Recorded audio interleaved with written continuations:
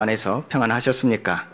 오늘 이 예배를 통하여 또 하나님 주신 은혜와 또 진리로 충만하게 입으셔서 새 먹고 또 한 주간 또 그리스도 안에서 기쁨과 감사로 또 힘을 가진 하나님의 사람으로 살아내시기를 예수 그리스도의 이름으로 축원드립니다. 자, 오늘은 특별히 절기를 맞이해서 맥주절 감사 예배로 드려지게 됩니다. 한 주간의 삶을 넘어서 우리는 또 2025년이 시작된 지 벌써 7월이 되어졌습니다. 한 해 동안 하나님이 우리와 함께 하시며 우리에게 어떻게 은혜와 진리를 세우셔서 그 영광의 풍성함이 어떠한지를 알게 하셨는지를 돌아보면서 또 하나님께 감사함으로 예배하는 시간이 되어야 될 줄 믿습니다. 오늘 우리가 한 해 동안 이 새로운 삶을 또 새로운 미래를 결단하면서 우리가 뜻을 정하며 하나님 앞에 세운 계획들이 있지요. 또 그 계획대로 우리가 한 해 동안 또 반년이죠. 열심히 살아왔습니다. 자, 이 씨앗의 결실을 보면서 우리는 하나님의 은혜에 감사하는 이 절기를 지금 우리가 지키고 있는 것입니다. 그런데 어쩌면 우리는 지난 시간 동안 이 씨앗을 심고 열심히 그 씨앗을 가꾸고 그 열매 맺기를 소망하고 기다렸는데요. 지금 중간 점검을 해보면서 그 열매를 아무런 열매를 맺지 못했거나 오히려 뜻하지 않는 어려움으로 우리 마음의 상함을 입고 실족한 그런 마음으로 이 자리에 앉아 있을지도 모릅니다. 우리가 살아가는 삶은 때로 예상치 못한 일들이 일어나지요. 이 일로 인해서 우리는 고통을 받기도 하고 때로는 좌절이 되기도 합니다. 그게 너무나 커서 내가 감당할 수 없기에 실족하기도 하지요. 한번 실족한 것을 우리가 다시 일어나서 걸어가기에는 너무나 큰 힘이 필요합니다. 그 힘을 얻지 못해서 우리는 결국 주저앉아서 울고 있을 때도 많았지요. 어쩌면 지금도 우리는 넘어져서 그 아픔에 울고 누군가 나를 도와주세요 라며 외치며 앉아서 기다리고 있는 줄도 모릅니다. 믿음으로 우리가 나아갔는데요. 도리어 상황도 악화되어지고 원하는 바를 이루지 못하는 그런 삶의 현실을 볼 때 하나님에 대한 신뢰마저도 꺾일 때가 우리는 있지요. 그때 내 스스로를 보고 내가 뭘 잘못했는가? 왜 나에게 이런 일이 일어나는가? 또 그것에 너무나 감당하기 어렵다 보니까요. 누구 때문이야? 너 때문이야? 또 어떠한 조직, 단체, 어떠한 상황 이것 때문이야? 너 때문에? 교회 때문이야? 이 나라 때문에? 국가 지도자 때문이야? 이런 식으로 원망과 여러 복잡한 마음들이 사실 내 생각을 지배하기도 합니다. 오늘 우리에게 말씀하십니다. 하나님이 세상을 이처럼 사랑하사 독생자를 주셨으니 맥주절을 통해 회복할 말씀입니다. 첫 번째 말씀이요. 광야 속에서도 하나님은요. 씨앗을 뿌리셨다는 것을 우리는 기억해야 됩니다. 출애굽해서 모든 게 이제 다 될 줄 알았죠. 그런데 만난 현실이 무엇이었습니까? 광야의 삶이었습니다. 우리는 예수 믿고 구원받고 모든 게 끝날 줄 알았습니다. 그런데 막상 현실적으로 부딪힌 건 무엇입니까? 광야의 현실입니다. 우리가 한 해 동안 믿음을 가지고 또 뜻을 정해서 결단하며 그 일을 이뤄가기 열심히 살아왔지만 아무 열매를 맺지도 못한 채 낙심한 상황에 이르기도 하지요. 우리가 한 해 뜻을 정하고 결단하며 그것을 이루고자 소망을 가지고 열심히 살아왔다는 것은 자, 우린 그 믿음을 가지고 이제 되겠구나. 이제 모든 게 풀리겠구나. 하나님이 은혜 주시겠구나. 하는데 막상 현실은 어려운 현실이 되는 것이죠. 그런데 우리가 기억할 하나님의 말씀이 있습니다. 오늘 맥주들을 통해서요. 회복할 하나님의 말씀이죠. 그 광야 가운데서도 하나님은 씨를 뿌리신다는 겁니다. 그 말을 또 바꿔 얘기하면 하나님이 어떤 하나님이신지를 우리는 기억해야 됩니다. 우리 아버지 되신 우리를 출애굽시키신 하나님은 지금도 이 광야 속에서 씨를 뿌리고 계신다는 겁니다. 우리가 이 맥주절을 통해 구약의 뿌리를 한번 살펴보면요, 그 뿌리는 여기 있습니다. 감사에 있습니다. 그래서 오늘 또 우리 타이틀이 그렇습니다. 맥주절에 감사하는 예배라. 그렇죠. 감사 예배가 있죠. 감사. 그것이 구약에서 말하는 뿌리입니다. 또한 그 감사는 어디에서 나온 겁니까? 첫 열매죠. 그래서 우리는 맥주절을 기념할 때 기억되는 단어가 있죠. 첫 열매. 그것이 구약의 뿌리이기 때문에 그렇습니다. 첫 수확물을 우리는 하나님 앞에 드렸던 것을 구약시대에 그들이 예배하는 행위를 통하여 우리는 알 수 있죠. 그래서 예전에 한국 교회에서도 그렇지 않았습니까? 맥주절 때 여기가 복잡했어요. 이 강단 앞이 복잡했다니까요. 어떻게 해요? 농작물로요. 그 수확물로요. 복잡했다니까요. 첫 수확물을 드렸죠. 그래서 우리는 맥주절을 생각할 때, 기념할 때요, 구약의 뿌리에서 나온 첫 열매를 기억하고 예배하는 겁니다. 또 하나를 얘기해 보면 하나님께서 우리에게 약속하신 바 성취죠. 그래서 우리는 또 다른 하나님께서 우리에게 성취 주실 것에 대한 기대를 하며 오늘 우리에게 주신 그 말씀이 약속이 되어 그 성취될 것을 소망하게 되어지는 믿음을 새롭게 하는 그 예배의 시간이 되기도 하죠. 그래서 모든 사람들이 맥주절의 말씀을 받을 때 다 소망이 생기고 그 믿음으로 충만해지는 그런 마음의 변화가 생겼던 것입니다. 그래서 구약의 맥주절은요, 기쁨의 감사 축제였습니다. 여러분도 아시다시피 이스라엘에 3대 절기가 있지 않습니까? 유월절, 그리고 맥주절, 그리고 수장절. 그 중에 하나가 바로 이 맥주절, 또 다른 말로 칠칠절이라고도 하지요. 지금 이 약속의 성취의 증거로 지금까지 내려오는 바뀐 단어 하나는 오순절이라고도 하지요. 그것이 아까 말씀드린 구약의 뿌리, 감사, 첫 열매, 약속 성취, 이게 관련된 의미이기도 하지요. 첫 수확을 마친 시점에 지켜진 바가 바로 이 맥주절이었습니다. 그래서 이 칠칠절에 하는 것은 7일이 7번 지나고 50일이 되던 해에 이 절기 예배를 드린 겁니다. 그 말은 즉슨 50일 동안 50일 전에 씨를 뿌린 것이 50일이 되선하여서 첫 수확을 낸 겁니다. 그래서 오순절이라고도 말을 하기도 합니다. 영적인 의미를 우리가 제하고 말한다면 그 7일이 7번 지나 49일이 되어 50번째 되는 날에 예배하는 날을 오순절이라고도 하지요. 이는 어떤 의미가 담겨져 있습니까? 한 해 농사의 첫 결실을 허락하신 하나님, 그 하나님의 신실하신 공급에 대한 기쁨과 감사를 예배로 표현하는 겁니다. 첫 수확물을 하나님께 드림으로써 표현했던 것이죠. 이것은 광야 생활이 어떤 삶이었습니까? 우리가 느끼는 정서는요, 불확실한 삶이었죠.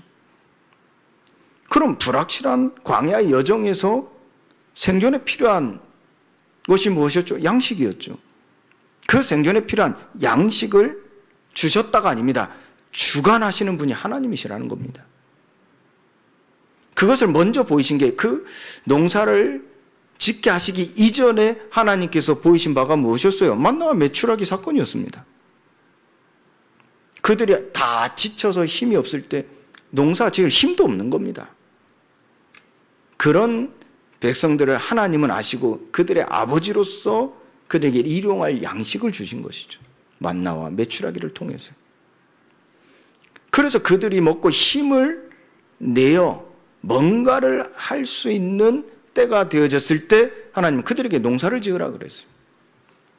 곧 씨를 뿌리라 명하셨어요. 그때 그 힘을 가진 사람들이 믿음으로 하나님의 말씀에 순종하여 그 씨를 뿌렸더니 어떤 일들이 일어났습니까? 광야 생활에 조금 더 희망이 없는 나의 삶에 하나님의 말씀으로 소망이 생기고 믿음이 생겨 살아나니 씨를 뿌리게 되어지는 겁니다. 그때 그 씨 뿌림에 하나님의 역사가 임했죠. 하나님이 자라게 하신 겁니다. 그들은 물을 줬을 뿐이에요. 그들은 열심히 땅을 갈았을 뿐입니다. 잘하게 하시는 이는 하나님이셨어요. 그걸 먼저 보이셨죠.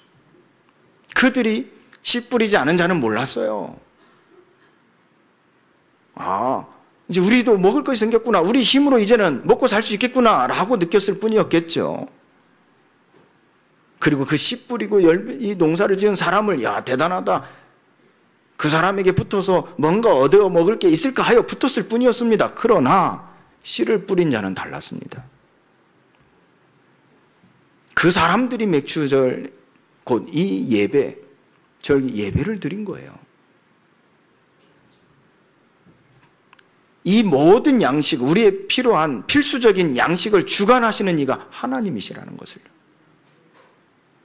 오직 하나님이심을 고백하고 하나님 앞에 그 감사를 표현하는 행위가 바로 절기 예배였습니다.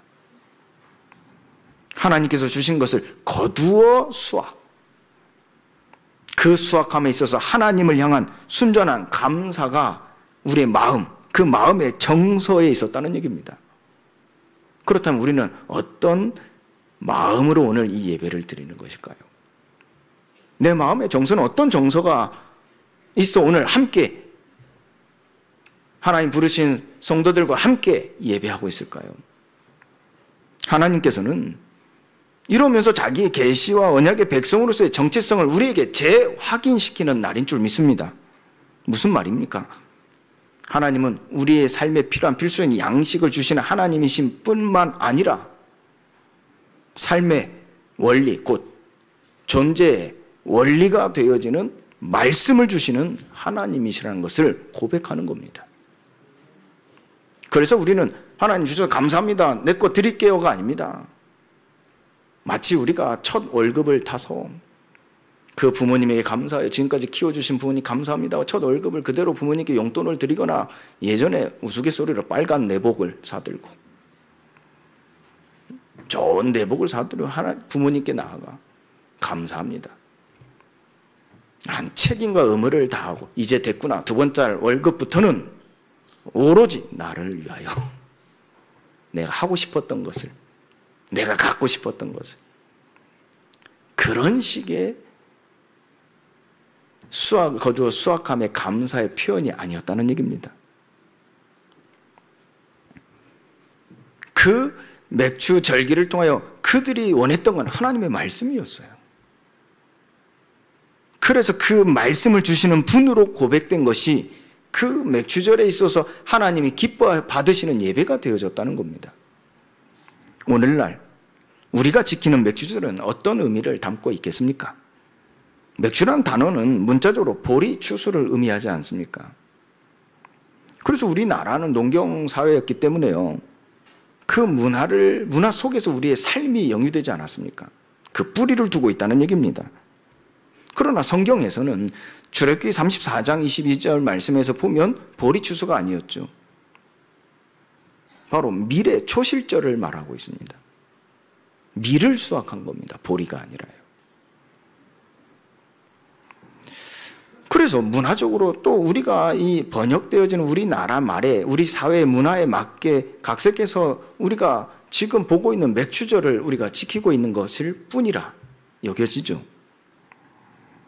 그러나 우리는 이 전통 속에서 본질을 들여다보는 시간이 돼야 될 것입니다. 단순히 한 해 동안, 반년 동안 우리가 이렇게 해서 이런 결실을 맺었다 할 때 하나님께서 우리에게 은혜로 베푸셔서 이 일을 온전히 감당할 수 있었고 이것을 은혜로 우리가 결산으로 받을 수 있었다라는 감사, 이 감사로만 이해할 게 아니라는 거예요. 우리가 실제 신약에서 어떻게 이 말씀이 성취되어졌는지를 간과해서는 안 된다는 얘기입니다. 유월절 어린 양의 피제사, 그 피제사가 그리스도의 십자가로 완성되어 오순절 날이 이미 이르매, 사도행전 2장 1절에 기록하고 있죠. 성령의 임재로 그들이 다 성령의 충만함을 입었다라는 기록을 통해서 그 성령의 임재로 온전히 성취되어졌음을 우리는 오늘 이 시간 기억하고 기념하는 것입니다.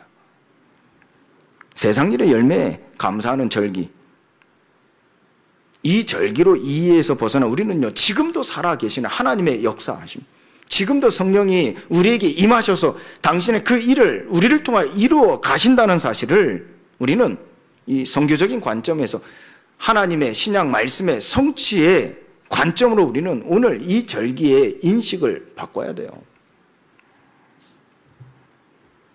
그래서 하나님은 우리가 어려운 이 시기를 걸어가고 있는 이 시점에서도 하나님은 말씀을 통하여 이 씨앗을 뿌리고 계신다는 겁니다. 두 번째로요, 우리에게 주신 말씀이 무엇입니까? 씨앗을 자라게 하심과 열매 맺게 하심의 일을 행하시는 하나님임을 우리는 기억해야 됩니다.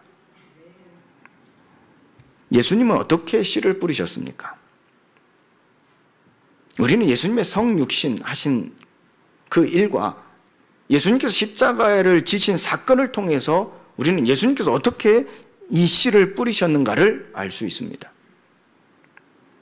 예수님은 십자가의 죽으심으로 모든 이름에 뛰어난 이름을 얻으셨습니다.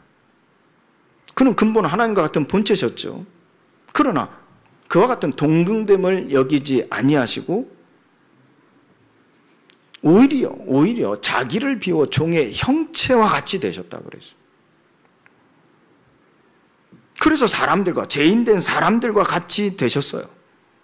사람의 모양으로 나타나서 자기를 낮추시고 죽기까지 복종하셨다. 우리에게 말씀하고 있죠. 그 십자가에 죽으신 겁니다. 이러므로 하나님께서는 어떻게 하셨어요? 그를 지극히 높이셨다 그랬어요. 그래서 모든 이름 위에 뛰어난 이름을 주사 하늘에 있는 자들과 땅에 있는 자들, 그리고 땅 아래 있는 자들로 모든 무릎을 그 이름 앞에 꿇게 하셨어요. 하나님 높이셨죠. 그러면서 모든 입으로 예수 그리스도를 주라 시인하여 아버지께 영광을 돌리게 하신 겁니다. 예수님은 어떻게 씨를 뿌리셨다고 했죠? 십자가에 죽으신 것입니다. 종의 형체를 가지사 자기를 낮추시고 사람의 모양으로 오셔서 죽기까지 하심으로, 그 십자가의 죽으심으로 이 씨를 뿌리신 겁니다. 그러면 예수님은 어떻게 또 어떤 열매를 맺으셨을까요? 이 씨를 뿌리셨을 때 반드시 열매가 나왔어요. 예수님이 이 씨를 이렇게 십자가의 죽으심으로 뿌리시고 그 뿌리실 때 그 씨가 어떤 열매를 맺었냐 하는 겁니다. 그것이 바로 약속의 성취와 곧 부활이었습니다. 예수님은 십자가에 못 박히시기 전에 제자들과 함께 하시고 그들에게 계속해서 말씀하신 바가 있어요. 기록은 3번씩이나 이 제자들이 계속해서 강조하고 확실하게 전한 메시지가 있었어요. 그것이 무엇이었습니까? 내가 죽을 것이다. 그리고 다시 살아날 것이다. 그리고 보혜사 성령으로 너희와 영원히 함께 할 것이다. 이 3가지 메시지를요, 3번 강력하게 말씀하셨다니까. 근데 3번 강력하게 말씀하셨다는 것은 이 12제자를 모아놓고 공개적으로 얘기하는 바요. 그 말은 또 바꿔 얘기하면 같이 있을 때요, 혼자 1대1로 있을 때요, 계속해서 말씀하셨다는 거예요. 이 자리도 마찬가지입니다. 이 모여있는 여러분들에게 이 시간 공개적으로 선언한 설교이지만은요, 우리 사역자들을 통해서 여러분들 개인에게 계속해서 말씀하신다는 얘기예요. 또 다른 보혜사, 즉 성령을 보내주시겠다고 약속하신 겁니다. 이 약속은요, 제자들에게 예수님이 함께 있기 위함을 그 목적에 두고 있습니다. 그래서 그들을 보내서 전도도 하고 귀신을 내쫓는 권능도 가지게 하려 하신 것이죠. 목적은 어디에 있다고요? 함께 있기 위함이라 그랬어요. 또한 제자들에게 의에 대하여 가르치신 때가 있었죠. 요한복음 16장에 기록되어 있지 않습니까? 요한복음 16장 7절 이하에 보면요, 내가 떠나는 것이 너에게 유익이라. 내가 떠나지 아니하면 보혜사가 너희에게로 오시지 아니할 것이요, 가면 내가 그를 너희에게로 보내리니 라고 하시면서요, 실제 상황, 앞으로 일어날 상황, 실상에 대하여 말씀하셨다니까. 실제 일어날 일. 이것을 하나님의 의라 가르친 것입니다. 이후에 십자가에 죽으셨죠. 그리고 다시 살아나셨죠. 그때 말씀대로 어떻게 하셨어요? 예수님의 부활을 먼저 제자들에게 나타내셨어요. 이후에 또 어땠습니까? 사도행전 2장에 보면요. 자, 1장에서 먼저 마가의 집에 모여 기도하는 자들에게 나타나셨어요. 2장에서도 마찬가지죠.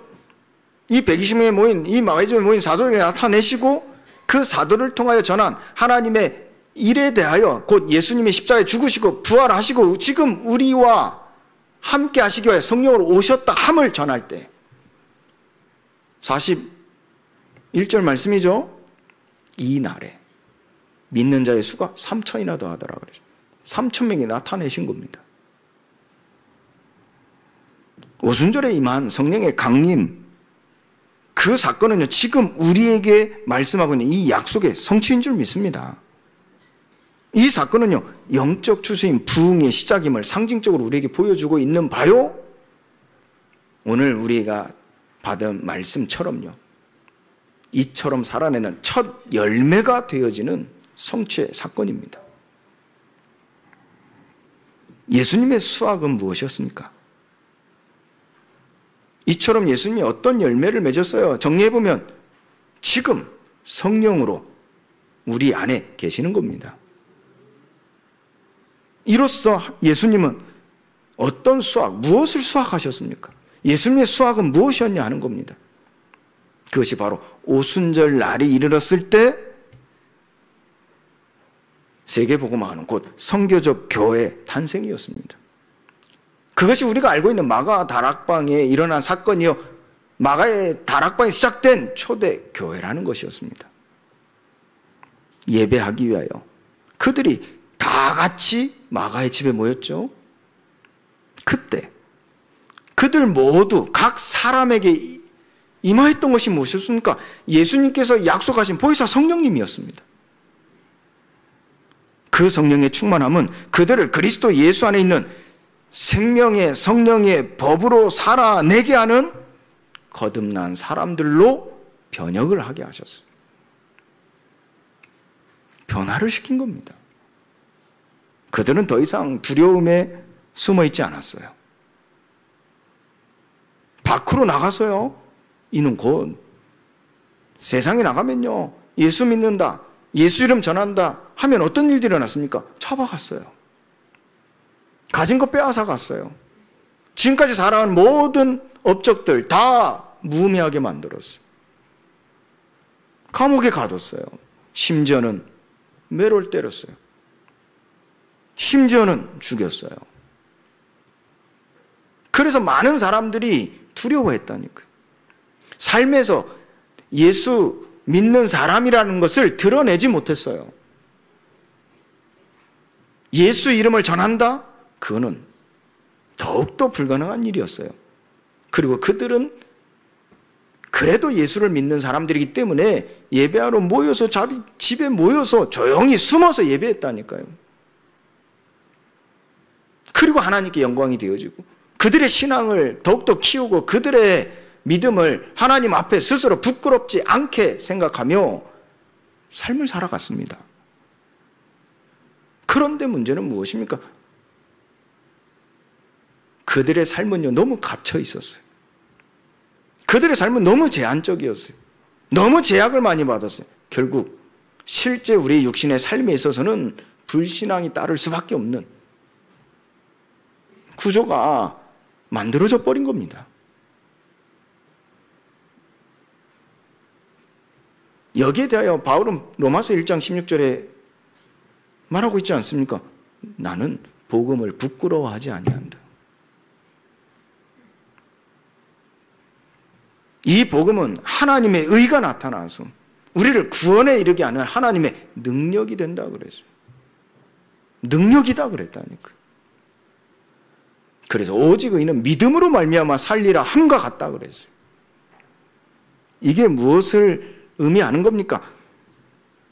예수 그리스도로의 부활이 실제 나의 삶이 되어진 겁니다. 그리고 예수님께 감람산에 40일 동안 나를 부르셔서 친히 살아계심을 나타내시며 하나님의 일, 곧 하나님 나를 보내셔서 하나님의 구원의 경륜을 드러내실 것을 말씀하실 때 그것이 나의 삶이요 나의 존재의 이유라는 것을 받아들인 거예요. 영접하는 자, 곧 그 이름을 믿는 자들에게는 하나님의 자녀가 되는 권세를 주셨다 그랬어요. 받아들인 거예요. 그 나의 삶의 주가 되어지는 거예요. 그렇게 그들은 밖으로 나가서요, 핍박 상관없이요, 조롱, 경멸 상관없이요, 빼앗기고 잃어버리고 잡혀가고 죽고 상관없이요, 밖으로 나가서요, 담대히 예수 그리스도의 부활을 증거하기 시작한 겁니다. 예수님께서요, 너희는 가서 모든 민족을 제자로 삼아 아버지와 아들과 성령의 이름으로 세례를 베풀고, 그 이름이 무엇입니까? 한마디로 하면 예수 그리스도의 이름입니다. 내가 너에게 분부한 모든 것을 가르쳐 지키게 하라 명하실 때, 베드로는요, 보내심을 받은 자로 세상으로 나간 겁니다. 여러분 베드로 아시죠? 예수님 십자가에 못 박히시기 전에 베드로는 세상을 두려워했어요.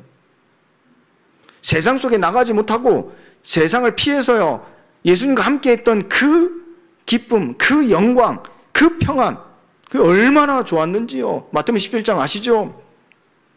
내가 이곳에 초막을 짓겠다. 예수님의 초막도 짓고 모세의 초막도, 엘리야의 초막도 짓고 이 집에 영원히 살겠다. 무슨 의미인 줄 아십니까? 밖으로 안 나가겠습니다. 세상에 나가지 않겠습니다. 지금 표현대로 하면 이 교회 밖을 나가지 않는 거예요. 이 공동체, 교회, 예수 믿는 자들의 모인 이 공동체 밖으로 나가지 않는 거예요. 여기에서 자급자족할 수 있는 힘을 키우고 자급자족할 수 있도록 모든 시스템, 사회 구조를 만들어서 이 속에서 영원히 살겠다는 거예요. 예수님 어떻게 하셨죠? 그 장막을 다 허물어 버렸어요. 그리고 뭐만 보이게 하셨죠? 장막은 안 보이고 뭐만 보이게 하셨죠? 오직 예수만 보이더라 그래요. 그 말을 바꿔 얘기해 볼게요. 하나님이 보내신 자, 선교입니다. 하나님이 보내신 사명입니다. 그때 세상으로 나가서요, 이 복음을 전하게 하시는 그 하나님의 말씀이 그 안에 심겨지는 겁니다. 그러나 베드로는 그 말씀이 내 안에 살아 역사하시는 삶이 되지 못한 거예요. 상태가 되지 못한 거예요. 그래서 세상에 나가기를 두려워하는 겁니다. 아마 기억했을 겁니다. 예수님이 십자가에 죽으신다. 그리고 다시 살아나실 것이다. 그리고 성령으로 우리에게 임하실 것이다. 기억했을 겁니다. 근데 그 기억을 내가 스스로 잃어버리고 싶을 만큼 망각한 것은요, 세상에 나가기 두려운 겁니다. 세상에 나가기 쉽지 않은 겁니다. 왜요? 거기 세상에 나가서 부딪히고 싸우고 뭐 이렇게 해야 될 일이 너무나 부담이 된 거죠. 이전에 내가 살아왔던 삶의 방식, 내 틀, 내 선을 가지고 살았을 때 그때에서 벗어나지 못한 생각이겠지요. 베드로는 어부였습니다. 늘 바다에서 살았습니다.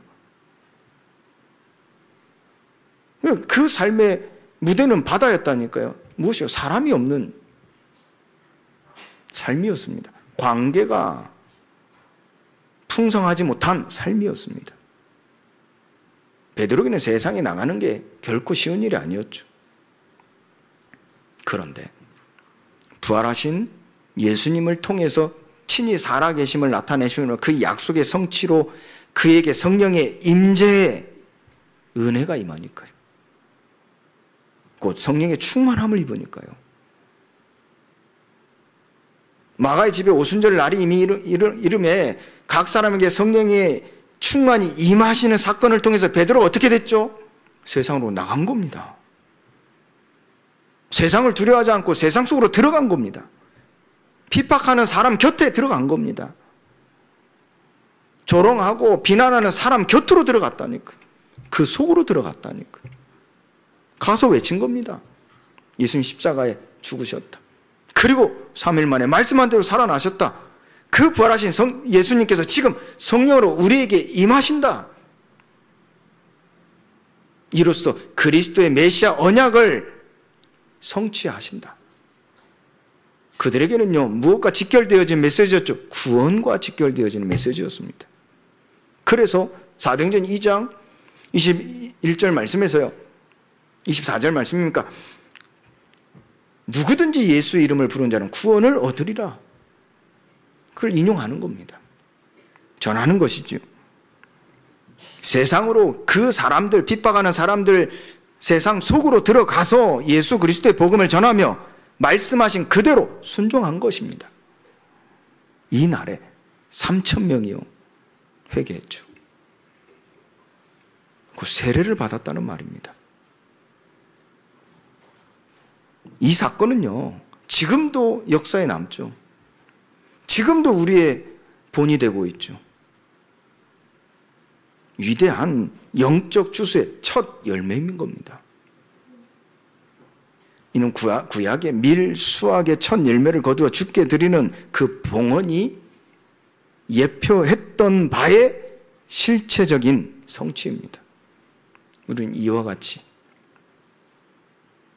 우리가 단순히 수확을 하나님 앞에 감사하면 드린다, 지금 표현은 우리 돈으로 예물로 하나님 앞에 드린다, 이것으로 끝나는 것이 아니라 이것이 무엇으로 이어지는 실제적 성취가 돼야 되겠습니까? 선교적 삶을 살아내는 것으로 이어져야 되는 것입니다. 바로 세 번째 말씀이죠. 우리는 보냄받은 하나님의 교회입니다. 이 정체성을 기억해야 돼요. 우리는 하나님의 선교에 대한 정의를 새롭게 해야 되는데요. 하나님의 선교, 이걸 라틴어로 원어로 얘기하면요, 미시오 데이, 곧 미시오라는 것은 보내다. 데이 하나님, 곧 하나님의 선교라는 것을 의미합니다. 하나님의 보내심 또는 하나님의 선교와 같은 의미를 가지고 있다는 얘기입니다. 이 개념의 핵심은요, 선교가 교회의 여러 활동 중에 하나가 아니라는 거예요. 여러 가지 활동 중에 우리 선교하자, 우리도 이렇게 알고 있지 않습니까? 선교하자.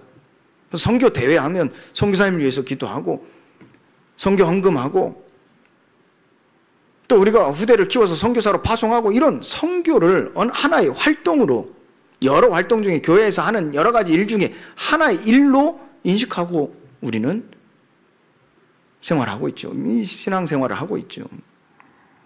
그러나 선교라는 것은 하나님 자신이 본질적인 속성을 드러내는 것이다라는 겁니다. 하나님은 보내시는 하나님이시기 때문에 그렇습니다.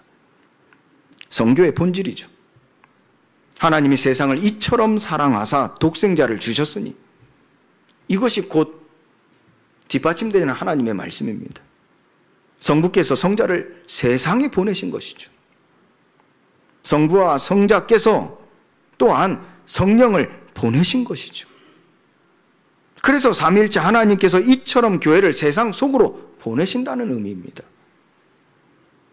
이 관점에서 교회는 선교를 하는 행위의 주체가 아니라는 것이죠.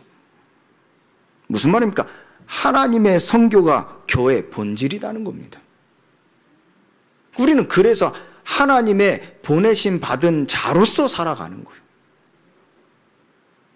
이게 선교적 삶을 말하는 것이요, 이 교회가 선교적 교회를 말하는 것입니다. 무엇이죠? 우리는 보냄받은 하나님의 교회다라는 정체성을 기억하는 삶입니다. 베드로가 이 정체성을 가지고 있었기 때문에 세상 속으로 들어간 겁니다. 여기서 말하는 세상 속으로는 어떤 즐기는 문화, 호기심이 발동케 하는 어떤 하고 싶은 문화, 그 문화가 있는 곳에, 그 문화를 즐기는 사람들이 있는 곳에 간다라는 제한적 의미가 아닙니다.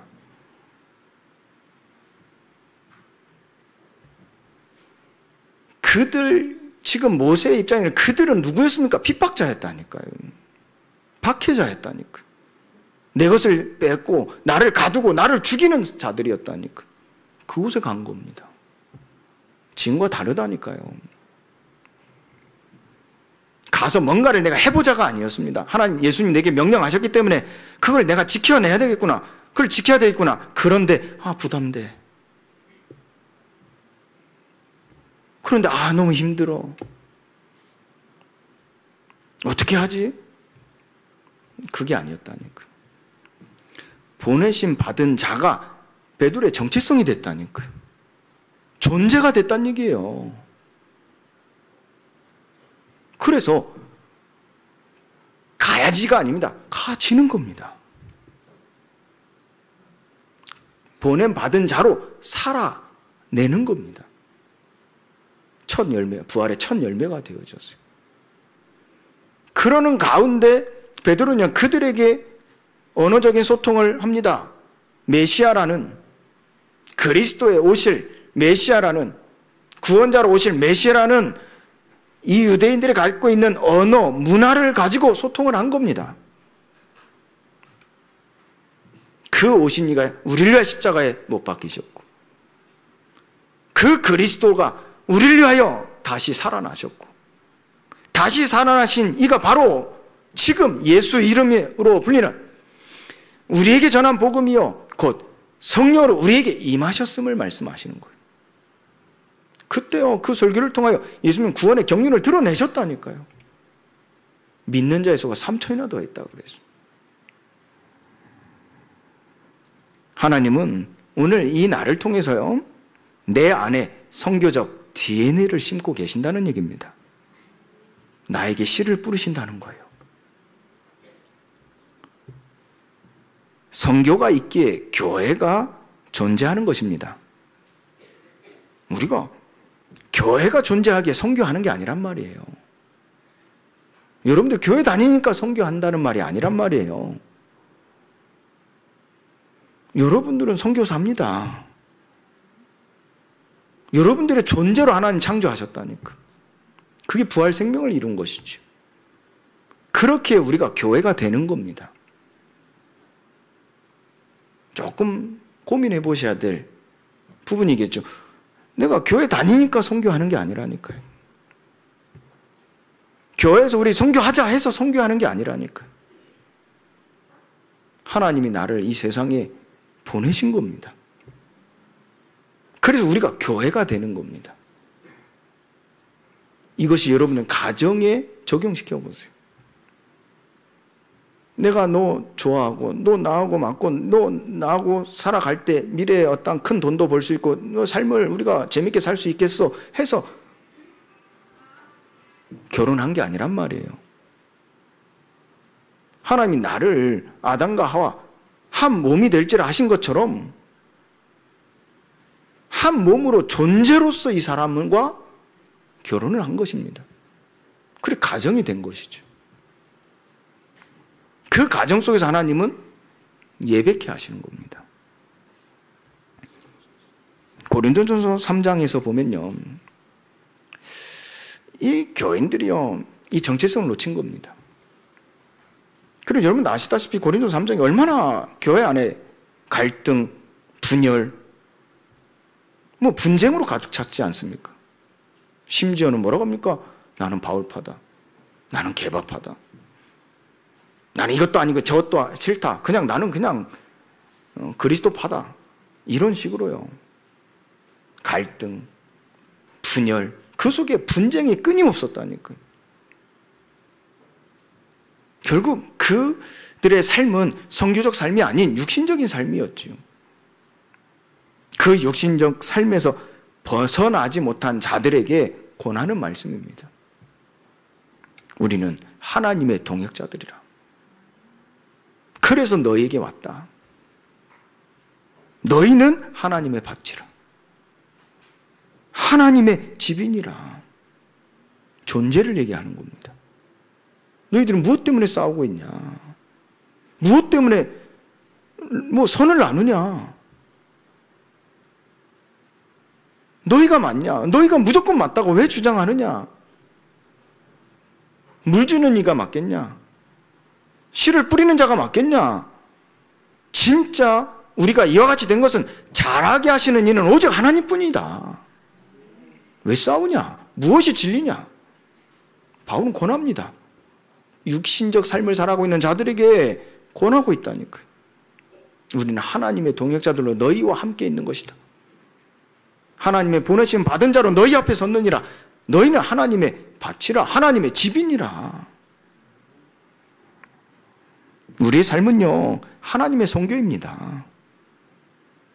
선교적이 돼야 된다는 얘기예요. 상태적인 겁니다. 우리는 뭔가 행위로서의 사상, 행위로서의 어떠한 관습을 말하는 게 아닙니다. 전통이 아닙니다. 앞에 우리의 믿음의 선진들이 이렇게 했기 때문에 우리도 하자. 아, 이렇게 했더니 잘 살더라. 이렇게 해보자. 이게 아니란 얘기예요. 우리는 선교적이 돼야 돼요. 다시 말해서 그 믿음의 선진들이 붙잡았던 하나님의 보내심을 받은 자로서의 삶을 살아갔던 것처럼 우리도 하나님의 보내심을 받은 자로서 다시 세워지는 겁니다. 그래야 그런 척하지 않는 삶을 살 수가 있는 겁니다. 전통을 따라가지만, 율례를 따라가지만, 그들이 말한 가르침을 배워 따라가지만 흉내낼 뿐이란 말이에요. 내 것이 아니란 말이에요. 우리는 그와 같이 지금까지 전도했단 말이에요. 우리는 지금까지 이와 같이 선교했단 말이에요. 우리는 이와 같이 지금까지 자녀, 후대 교육했단 말이에요. 하나님 이걸 오늘 이 절기 예배를 통해서 씨를 뿌리시는 겁니다. 다시 뿌리시는 겁니다. 예수님이 어떤 씨를 뿌리셨고요? 예수님은요, 어떤 열매를 맺으셨고요? 예수님이 수확하신 게 무엇이었습니까? 우리는 이 말씀을 보면서요, 들으면서요, 다시 예수님이 뿌리신 씨를 내게 심으실 때, 그 DNA가 다시 내게 이식될 때, 이처럼 살아내는 우리의 삶이 변혁될 줄 믿습니다. 하나님 원하시는 일이라니까. 하나님 우리에게 말씀하시죠. 너희는 하나님의 성전인 것과 하나님의 성령이 너희 안에 계시는 것을 알지 못하느냐. 누구든지 하나님의 성전을 더럽히면 하나님이 그 사람을 멸하시리라. 하나님의 성전은 거룩하니 너희도 그러하니라. 이게 바로 우리가 선교적이어야 된다는 메시지죠. 이유라는 얘기입니다. 선교의 최우선 과제는요, 예수 그리스도의 구속 사역을 통한 개인의 영원 구원과 회심에 있기 때문에 하나님의 선교는요, 보내심에서 시작되는 것이고, 보내심 받은 자들로 말미암아 이루어지는 것이요, 보내심 받은 자들이 세상에 나갔을 때 이루어지는 구원 사역이라는 얘기입니다. 교회 안에서 우리끼리 있을 때는 절대 일어나지 않습니다. 이 속에서 우리는 선교적으로 거듭나 세상으로 나갔을 때 구원의 경륜이 드러나는 것입니다. 이로써 하나님의 영광을 받으시는 것이지요. 그래서 보내심을 받은 자들이 세상에 나가 교회를 이루는 그 시스템, 그 구도를 우리에게 지금 보여주시는 말씀에서 초대교회가 보여줬던 성취의 증거가 되는 것입니다. 절대적 중심은 언제나 예수 그리스도 안에서 십자가 부활을 선포하여 잃어버린 영혼을 구원하고 교회를 세우는 일에 있는 것이지요. 여기서 벗어나면 안 되겠지요. 벗어나니까 세속화가 되는 겁니다. 벗어나니까 세상이 동화돼 버리는 겁니다. 벗어나니까 방관자가 되고 구경꾼이 되는 겁니다. 맥주절에 우리는 다시 이 선교적 DNA를 새겨야 될 줄 믿습니다. 선교적 교회로 거듭나게 하시는 하나님의 부르심 속에 하나님은 나를 세상에 보내셔서 구원의 경륜을 드러내게 하시는 하나님의 영광이 우리 앞에 있는 줄 믿습니다. 오늘 우리 마음에 그 영광을 아는 빛을 비추신다는 겁니다. 그리스도의 추수로서 우리의 정체성을 확인하는 날이 되어야 될 줄 믿습니다. 그리스도. 그 그리스도께서 우리의 부활의 첫 열매가 되셨기 때문이죠. 고린도전서 15장 20절부터 23절까지 말씀 한번 찾아봅시다. 우리 고린도전서 15장 20절부터 23절까지 말씀입니다. 다 찾으셨습니까? 함께 읽겠습니다. 시작. 그러나 이제 그리스도께서 죽은 자 가운데서 다시 살아나사 잠자는 자들의 첫 열매가 되셨도다. 사망이 한 사람으로 말미암았으니 죽은 자의 부활도 한 사람으로 말미암는도다. 아담 안에서 모든 사람이 죽은 것 같이 그리스도 안에서 모든 사람이 삶을 얻으리라. 그러나 각각 자기 차례대로 되리니 먼저는 첫 열매인 그리스도요, 다음에는 그가 강림하실 때 그리스도에게 속한 자요. 아멘. 그리스도. 그 그리스도 우리의 첫 열매가 되셨고 그 그리스도에 속한 자가 두 번째 열매가 되신다 그랬어요. 그게 야고보서 1장 18절 말씀에 기록되어 있습니다. 한번 찾아보실까요? 야고보서 1장. 자, 여러분들 성경 찾는 연습도 많이 하셔야 돼요. 그래 빨리 찾죠. 야고보서 1장 18절 저 써 있으니까 안 찾으시네요, 다들. 찾아보시기 바랍니다. 성경책도 들고 교회 오시고 조금 우리가 이제는 본질을 놓치면 안 되지 않겠습니까? 편리하게 우리가 살아가야겠습니다만은 중요한 정체성 본질은 놓치지 않았으면 좋겠습니다. 그래도 안 찾으신 분들은 성경을 안 가져오신 분이라 했네요. 자, 읽어볼까요? 자, 시작. 그가 그 피조물 중에 우리로 한 첫 열매가 되게 하시려고 자기의 뜻을 따라 진리의 말씀으로 우리를 낳으셨느니라. 말씀으로 우리를 낳으셨느니라 그랬어요. 성도, 곧 재창조의 첫 열매가 되게 하신 것입니다. 자기의 뜻을 따라 진리의 말씀으로. 자, 그리고 하나 더 로마서 12장 1절 2절 말씀 같이 찾아볼까요? 로마서 12장 1절 2절 말씀입니다.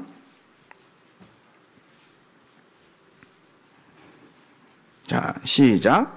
그러므로 형제들아 내가 하나님의 모든 자비하심으로 너희를 권하노니 너희 몸을 하나님이 기뻐하시는 거룩한 산 제물로 드리라. 이는 너희가 드릴 영적 예배니라. 너희는 이 세대를 본받지 말고 오직 마음을 새롭게 함으로 변화를 받아 하나님의 선하시고 기뻐하시고 온전하신 뜻이 무엇인지 분별하도록 하라. 이 정체성이 이제는 우리의 몸으로 나오는 거예요. 거룩한 산 제물의 첫 열매가 되는 겁니다. 그래서 우리의 삶에 변혁이 일어나는 거예요. 전인격적으로 변혁이 일어나는 겁니다. 하나님은 우리를 부르심에서 그 하나님의 말씀이 성취되어진 정점에 이르게 하시는 바가 무엇입니까? 우리의 몸으로 하나님은 구원의 경륜을 드러내시는 겁니다. 우리의 삶으로 구원의 경륜을 드러내시는 겁니다. 그것이 바로 선교적 교회요, 선교적 삶이라는 거예요. 여러분들이 이 속에 있는 가정 생활이 돼야 돼요. 이 속에서 직장 생활이 돼야 되고, 이 속에서 지역 이웃들과의 교제가 돼야 된다는 얘기요. 이 속에서 우리 모든 성도의 교제가 돼야 된다는 얘기입니다. 우리 이걸 지금까지 놓치고 살았거든요. 이전 거에 틀렸다가 아닙니다. 이전에 우리에게 주신 선교라는 확실한 메시지를 가지고 있지만 선교적이 되지 못한 거예요. 이제는 이 선교라는 확실한 메시지를 가지고 우리의 정체성, 선교적인 삶으로 변화가 돼야 될 줄 믿습니다. 이것이 우리가 드릴 영적 예배라 그랬어요.